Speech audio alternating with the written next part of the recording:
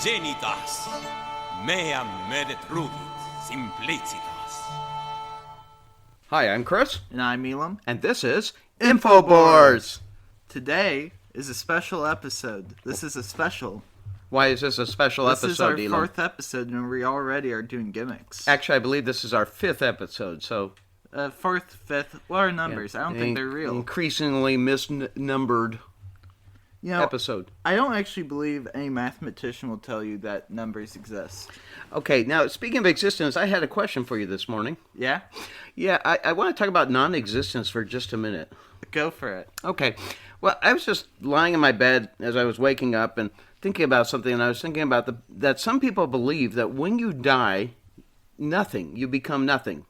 Yeah. You understand this idea, right? They become oblivious, or they move into oblivion in some way. Yep. Right. And then and that seemed to me, as I was lying there thinking about it, very difficult to conceive, as obviously someone who has been alive, it's impossible for me to conceive non-existence. Do you agree? Indeed. Now, but I was imagining what someone might say to me, and I suppose that someone taking that side point of view might say, well, you had a time when you did not exist, you just don't remember it, and yet you know it occurred because it was before your birth, and there's a record of history, right? Yeah. And so I suppose somebody could say, well, you have had an experience of oblivion. Yeah, I don't think that follows, though, because experience of oblivion would assumably be a misnomer, because you're not able to have experience. You're right, I misspoke. And so you wouldn't have had an experience of it, but it was a reality. You would have been in oblivion. Okay.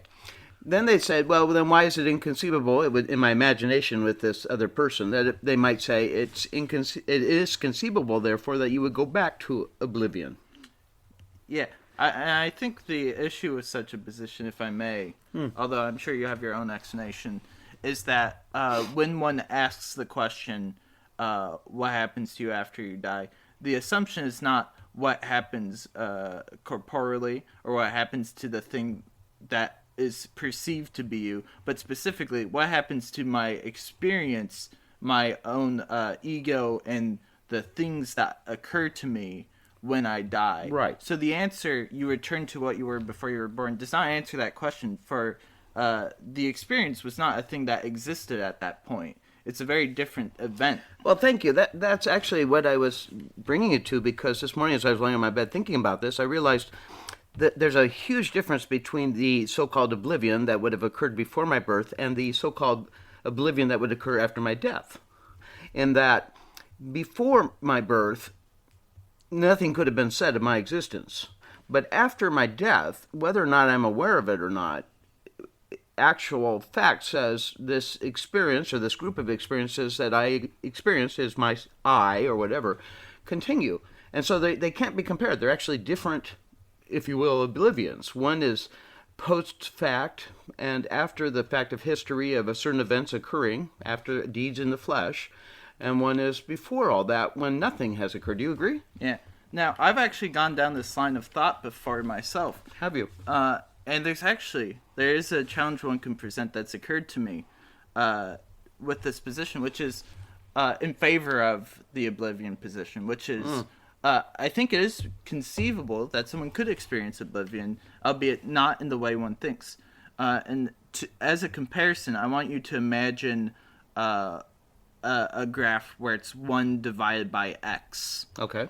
Now, the thing, if you pull up such a graph, you'll see that as the number that is x, what represents x, when you put in values that are closer to 0, the number increases, right? Yeah. But it at no point can reach 0. So it's an so it's sort of exponentially rapidly. It's sort of a Zenon's paradox, and it just keeps going up exponentially. Now, what's interesting is that it can never reach the value at that 0. It goes up to infinity. Mm-hmm. However, it doesn't change that. It doesn't.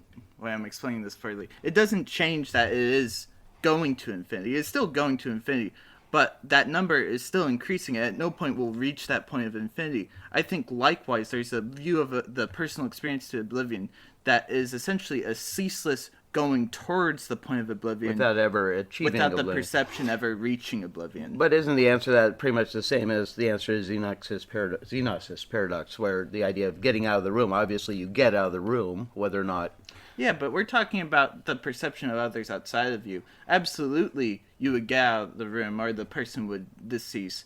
But you're talking for the personal experience of the id, or whoever is experiencing it. If we want to say as a given that no one could experience oblivion, but we also want to say that there is oblivion, I think that is a way in which you can thread the needle there. Okay, I get the idea. The person can never experience oblivion. An alternative way of going about it, too, is you can imagine death as being somewhat akin to the pausing of a movie, which is that we can just imagine it as a ceasing, because if you imagine it as a ceasing, the question of perception doesn't really come into play, like a complete pause. Okay, we'll go with the ceasing idea.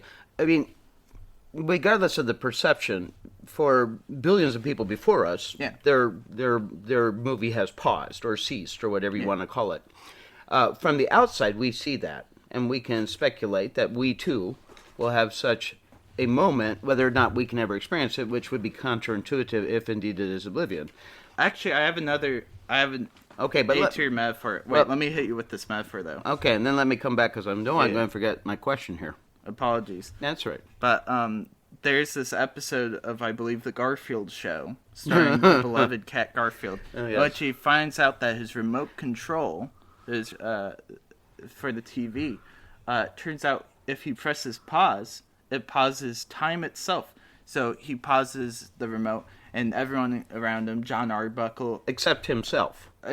John Arbuckle, Odie, etc., are completely paused in time, and when he presses play, they just resume their motion.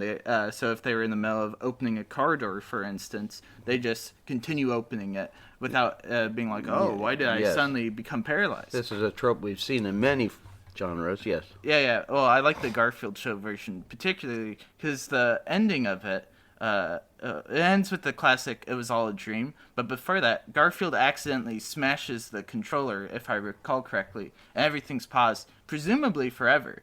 Now, what's interesting about this premise that occurred to me as a child watching the Garfield Show is what is implied is that previously when Garfield presses play, there's no interruption in the experience of, say, John Arbuckle as he moves from pause into a continuation of the previous motion. He just continues doing the action. However, what's implied by Garfield smashing the controller is that continuous action can just completely stop, and that John Arbuckle has no access to the information that would continue after that state. And that seems coherent to us, correct? I think I've lost you somewhere in this great reasoning. But John Arbuckle, we know what he'd experience if that controller pressed play. Okay, yes. But it seems also that we understand what would happen if that controller is broken, right? That there's just a wall. Oh, you mean that there. he could look there and say, I look ahead and I see this? Yeah. Or that we can imagine... Yeah. So John Arbuckle is looking at the remote. He can anticipate that if Garfield pushes the button, he will pause until it's unpushed. And he can even speculate that may have occurred, but he'll never have experienced it. Well, also, that when John Arbuckle is paused and then never unpaused, this seems as conceivable as John Arbuckle being paused. I see what you're saying. I see. And so the idea is conceivable, at least from John Arbuckle's side, that he would be paused indefinitely. Or permanently. And what I'm saying is we can just attribute that as being death. Death is when Garfield the cat presses the pause button on you and doesn't unpause. Okay, now that brings me to my question, and I'll try to use the Garfield illustration, which is very strange to me, but before there was a John Arbuckle or Garfield, this wasn't a question. But now that there is a Garfield and a John Arbuckle and a remote control, the idea that he would be paused indefinitely, as you said, exists. If he is paused indefinitely, that situation, that context is vastly different from the moment before the creation out of nothing, which is really even weird in its own sense, is that something has come out of nothing. But the fact that John now exists and is paused is vastly different from the John does not exist and could never be possible because he hadn't existed at that point. Yeah. And I agree. Well, let me bring you to my question. Sorry, I didn't mean to interrupt you, but my question is this. Doesn't this argue somewhat decisively for the existence of time as direction and as not being cyclical? Interesting. I think... Because change has legitimately occurred. Whether or not John Arbuckle is aware of it or not, whether Garfield's aware of it, whether the Jim Davis, the creator, has been always existent outside of all of it, something has happened. Yeah. Now, I will admit to my own lack of knowledge about time. I think it's one of those things where originally philosophers would have fun talking about time and, theorizing and such, and then scientists took over and ruined it with their pesky knowledge. See astronomy, psychology, basically anything that matters. It's very sickening, this process of legitimization. But anyway. Yeah, go on. The reason I mention this is that I feel like there's probably answers to this question as to the nature of time. But I feel like the understanding since Aristotle, I believe, has been of time as being a collection of change, that we understand time as via change. And if there's no change, we wouldn't think time as occurring. So at what is that, absolute zero, there is no time? Is that the concept? Yeah, well, I believe if I recall correctly, and this is why I'm so hesitant to talk about this, I understand. Here we are, InfoBoard. But that time essentially operates via that the way we understand something as being a later event than a previous event is via the amount that has changed between such and such event. Okay. Now, I'm a Christian, and so I come at this, I was just thinking, what would it be like if I did not have my faith? Now, as a Christian, I see time and life as going towards an endpoint or a culmination. And when I look at the idea of somebody's life as a completed entity, whether or not the cognition of that completion, I think, well, there is now something upon which justice could be meted, which before that you might have said, well, there was potential. But this is one of the things, I thought it might be an argument that's bolstered the idea of history as completion rather than as this coming in of the waves on the ocean, from the oceans onto the beach of our consciousness, so to speak. I think Marx was a big fan of this idea you're proposing. I don't think so. Well, maybe. Oh boy, you really confused me there. Oh, I have another question that came right out of that. You're saying history as a trajectory? Okay, yes, exactly. But not in the way Marx meant it in any way. Okay, but another question for you. So as I was thinking through all this, the idea that something would come out of nothing seemed preposterous. Preposterous to me. I don't know. You say that word. Preposterous. Thank you.